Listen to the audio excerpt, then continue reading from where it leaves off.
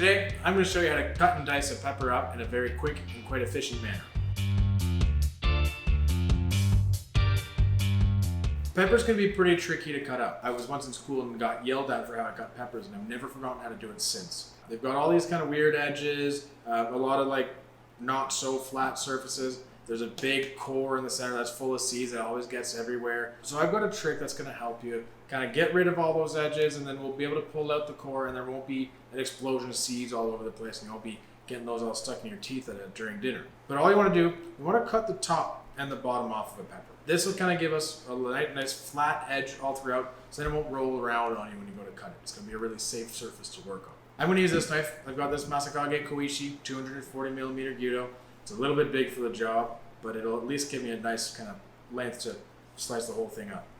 I'll cut the pepper, just the top off here. When we're cutting the top, I want to aim just low enough that I'm going to go right near where the stem is, but not so deep that I'm going to cut right through the core. Because if we do that, then the seeds are all over and it's game over.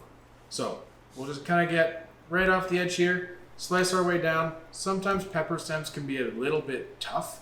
So you want to make sure that you're just kind of slicing your way, pressing a little bit, but not so hard that you might chip the knife. If it gives you too much resistance, I'd say just to stop and to reassess and look where you're slicing. We'll do the same thing with the bottom. We'll just take the bottom right off. I usually try to aim for the lowest of the dimples, because if you cut off the top one, you'll end up with like a diner table worth like peppers. So we'll aim for the lowest one and just cut that right off there. Now we've got something nice and stable. It's not going to roll around on you, it's not going to slip, and you won't end up cutting yourself. These two little pieces, they're still good. They won't give you as consistent a shape as the rest, so usually they just end up as a snack for me, but you can definitely still use them and cut them into a quasi kind of dice. With the big pepper, what we'll do now is we'll take the very front point of the knife, just the tip, and kind of get that right into one of the walls. So for you, if you can't see, we're just going to go split that wall open. While the knife is still in the pepper, you just want to go lay it flat. And at this point, you'll want to work at the back of the cutting board and just kind of go lay the knife flat here and start unraveling the whole thing. So you just kind of keep rolling the knife and the pepper over. And this way, you get the core out, you get all the seeds out, and there's not one left in the pepper, right? So super easy, super quick. If you've done a real good job, you get all the pith out at the same time as well. I've got a little bit left here, so I'll kind of go just trim that off. Now we've got this long piece here. I might go cut this into 3 smaller pieces, something a bit more manageable to work with, right?